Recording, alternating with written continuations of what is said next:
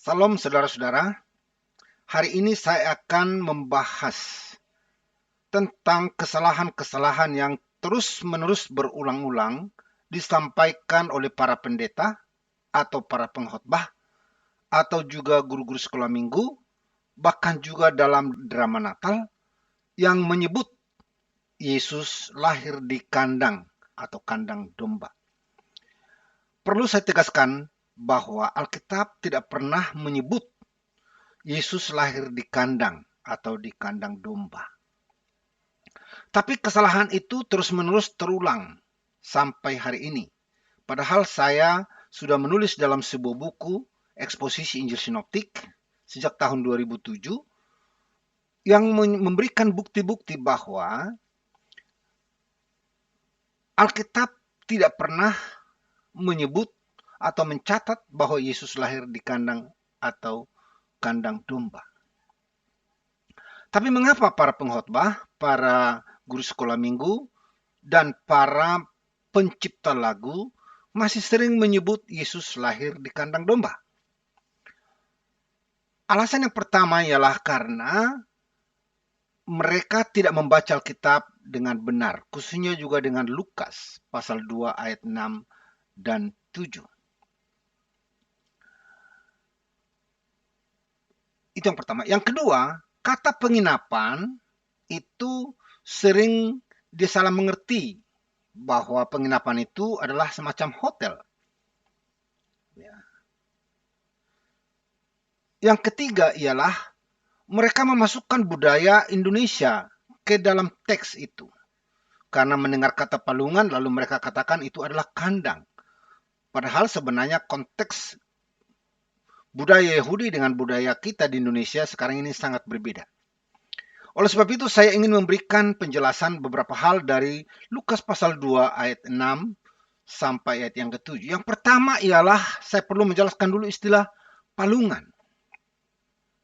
Palungan itu tidak sama dengan kandang. Dalam bahasa Inggris disebut palungan itu adalah manger. Sementara untuk kandang dalam bahasa Inggris disebut fold.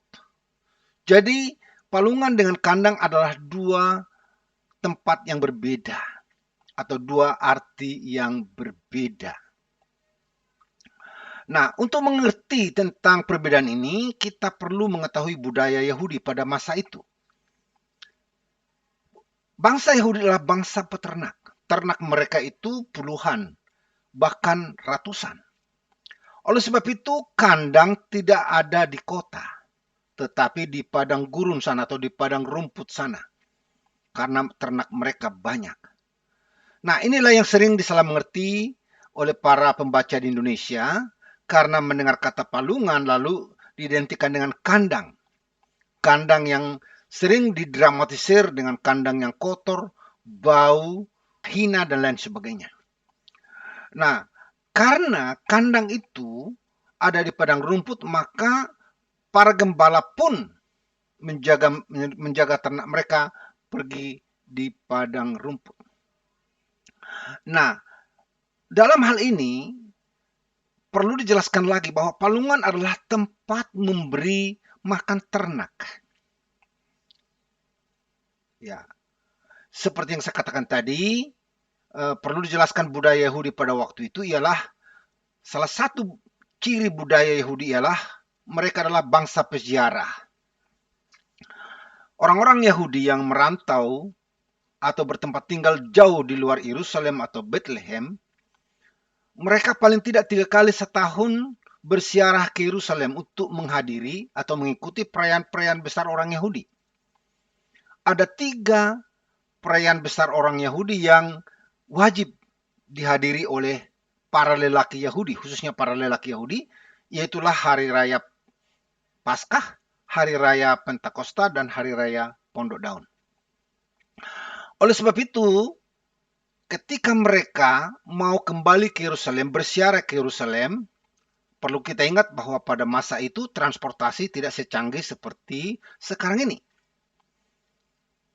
Sarana transportasi mereka adalah unta atau keledai. Belum ada airport, belum ada pesawat terbang, belum ada kereta api, belum ada mobil pada waktu zaman Tuhan Yesus lahir. Nah, ketika mereka dalam bersiarah menuju Yerusalem, karena mereka harus menempuh jarak jauh, maka ketika mereka belum sampai di Yerusalem, mereka menginap di kota, bermalam di kota, kalau sudah kemalaman di perjalanan. Bangsa Yahudi adalah bangsa yang hospitalitasnya tinggi. Oleh sebab itu, karena mereka tahu bahwa orang Yahudi sering bersiarah, maka di setiap kota didirikan atau dibangun sebuah pendopo atau yang disebut dengan penginapan. Penginapan ini dalam bahasa Yunani disebut kataluma. Ini adalah tempat umum. Orang-orang yang kemalaman di dalam perjalanan menuju Yerusalem, biasanya mereka menginap di pendopo ini, di kataluma ini, di tempat umum ini.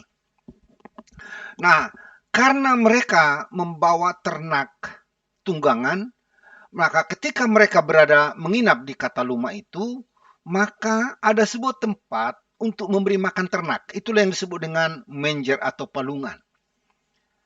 Jadi ketika Yesus lahir dikatakan dia lahir di dekat palungan itu. Dan Alkitab hanya mengatakan Yesus terbaring di palungan, di manger itu, tempat pemberi makanan ternak itu.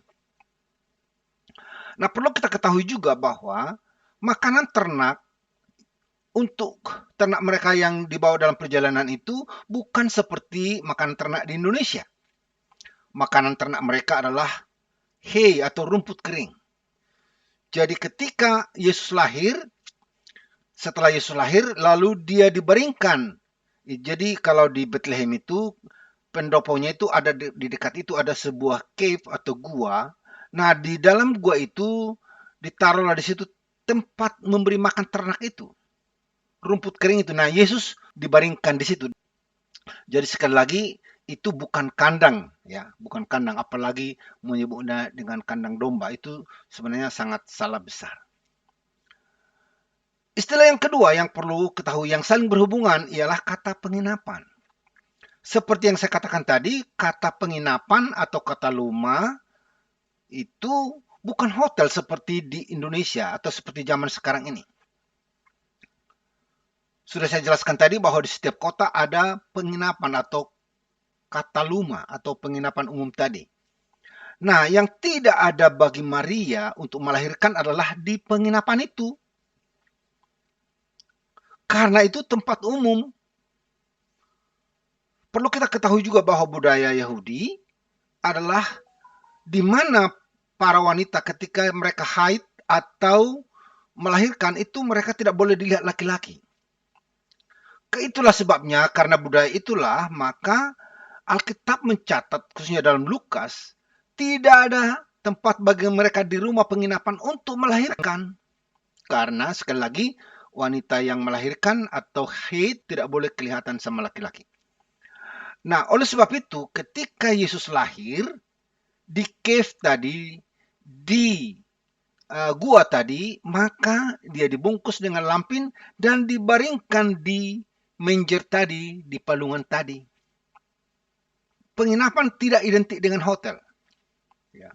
Kita sering mendengarkan dalam cerita-cerita, dalam drama-drama, bahwa Maria dan Yusuf dalam hamil besar, sedang dalam perjalanan mencari hotel dari hotel ke hotel, mengetok pintu hotel-hotel itu dan mencari tempat kosong. Dan mereka katakan tidak ada kamar kosong. Itulah konteks sekarang ini, tapi tidak seperti itu zaman dahulu. Seperti saya katakan tadi, bahwa pendopo atau kataluma itu sudah ada di setiap kota, dan setiap orang Yahudi yang bermalam dalam perjalanan dalam ziarah mereka itu, mereka menginap di situ.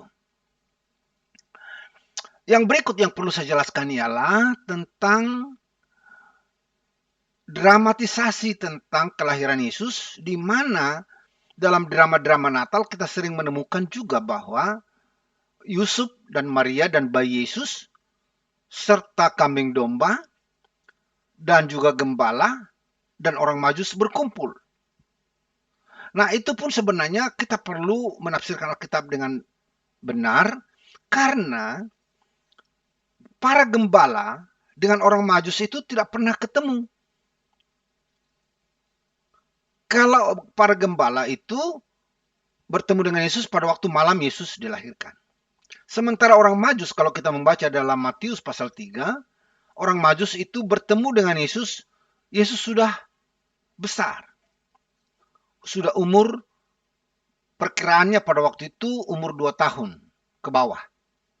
Itulah sebabnya Raja Herodes membunuh bayi-bayi umur 2 tahun ke bawah karena mereka atau Herodes memperkirakan bahwa orang Majus itu ketika melihat bintangnya itu kurang lebih 2 tahun yang lalu, karena dari timur menuju Bethlehem kurang lebih dihitung perjalanan selama 2 tahun. Itulah sebabnya Raja Herodes membunuh bayi-bayi umur 2 tahun ke bawah.